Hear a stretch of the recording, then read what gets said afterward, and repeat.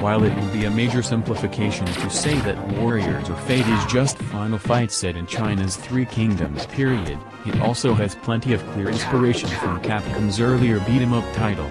Enemies and characters borrow moves directly from that smash hit, and while drawing from Final Fight is pretty common in beat-em-up design, a game that plays similarly from the same company released 3 years later does make it pretty clear they were using Final Fight as a base and trying to concoct something different enough from it but still able to rely on what made the older title so great. There was even more going on with the development of Warriors of Fate than just trying to add a new setting and new gimmicks to Final Fight's design though. Warriors of Fate began as a Japanese game whose title translates to the Devouring of Heaven and Earth 2, Battle of Red Cliffs, a name that is not only rather grandiose, but shows that this is the sequel to a previous game in the series. Not only that, but this original version of the game specifically is based on the manga Tenchai Wokurau, which in turn is based on the popular Chinese historical novel Romance of the Three Kingdoms. However, since American audiences would have no context for this manga and perhaps just as little context for the Chinese novel it's based on, its story got retooled into something featuring original characters and countries.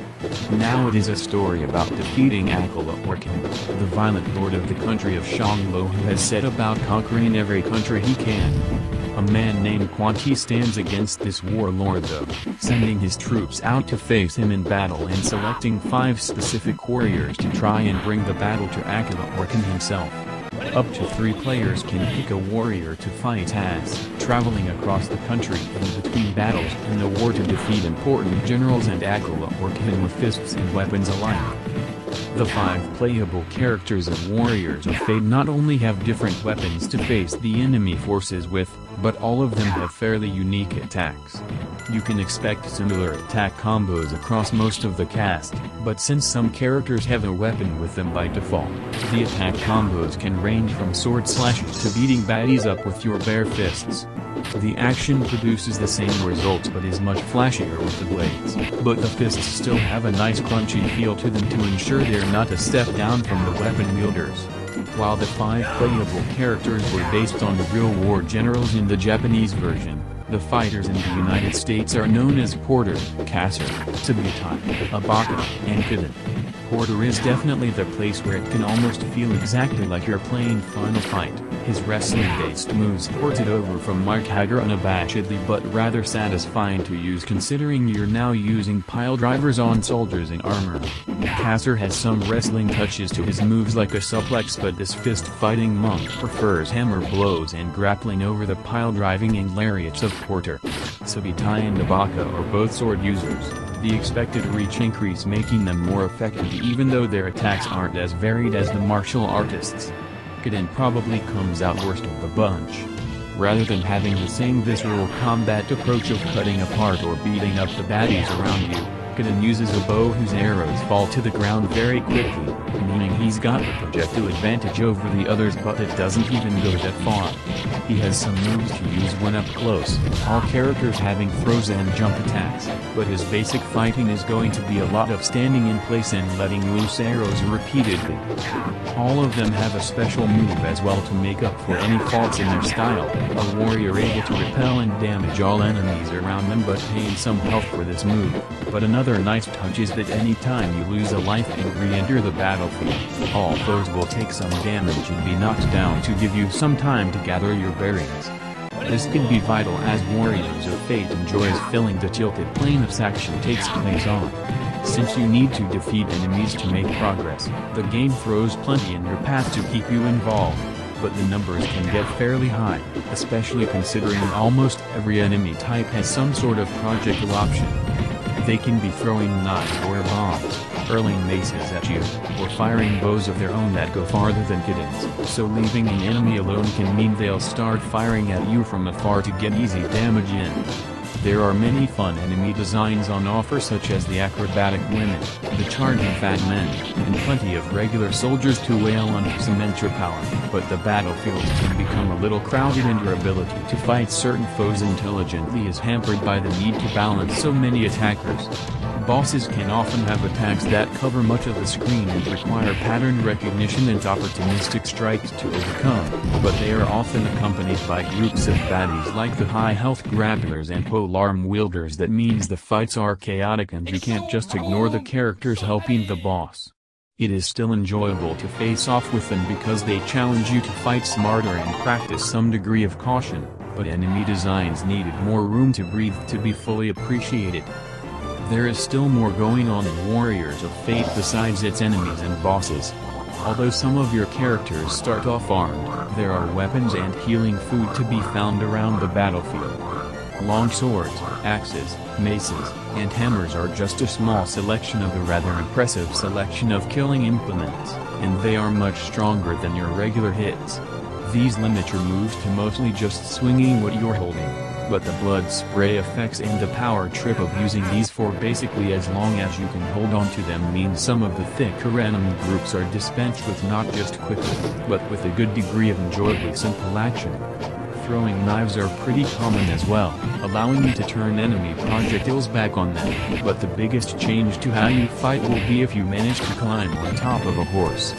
The horse will often have your character switch to a polearm, and while on top of the mount, you can easily stab enemies from a distance and even hurl them around the battlefield. The horse is a little unwieldy, and if there are too many foes on screen they can often surround you and deal easy damage since your speed is limited while on horseback, but used effectively, the horse is even stronger than the pickup weapon. Basically, the horse is exciting and powerful if used correctly, meaning that even though at times it might leave you a sitting duck, it's an interesting cost analysis on whether you want to use your more versatile character or the more powerful mount. The verdict: Warriors of Fate understands what makes a beat-em-up good, its characters having a variety of moves that mostly feel fun to use and enemies who come in different challenging forms. The weapons and horse riding give you moments of incredible power, but you still need to think about how to approach fights where you aren't so well armed. The enemies do come in rather large groups, though this sometimes make it hard to do anything too strategic, and the bosses are undermined some by their hefty entourages, but there is definitely a lot of brawling action that nails simple fun or asks for some more involved fighting approaches. It's not quite as good as the game it borrows heavily from, but Warriors of Fate is still an enjoyable new perspective on the ideas first found in Final Fight.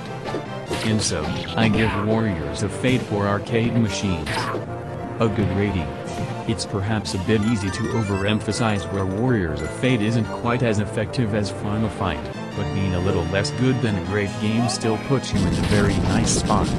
This weapon-based beat-em-up has a good variety of enemies and mixes them together well. It just needed to be a bit more reserved in exactly how many appeared on screen at once.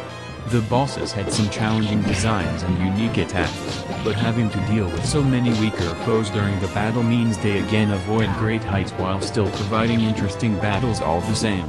Most of the playable characters have satisfying moves that aren't too hard to pull off, and the pickup weapons give you a great sense of power despite limiting you in some ways. The horse the most interesting balance between strength and risk.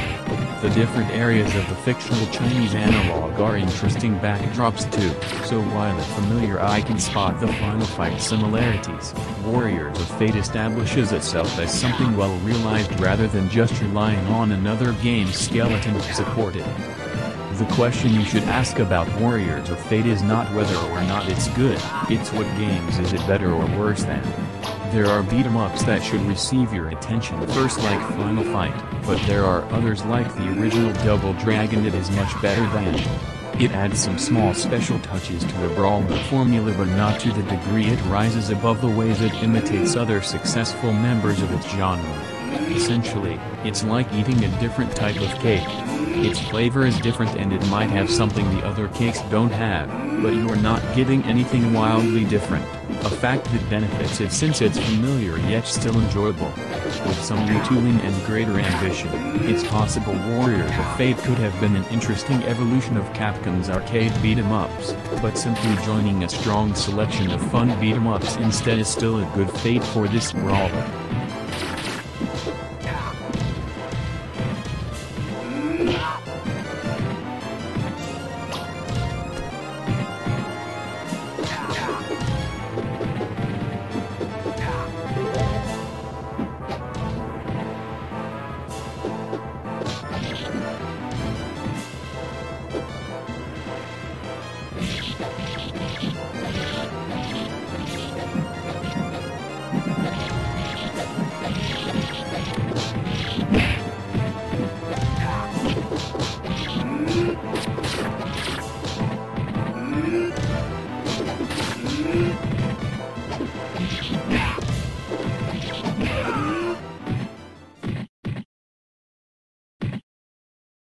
敵将巨像、打ち取ったり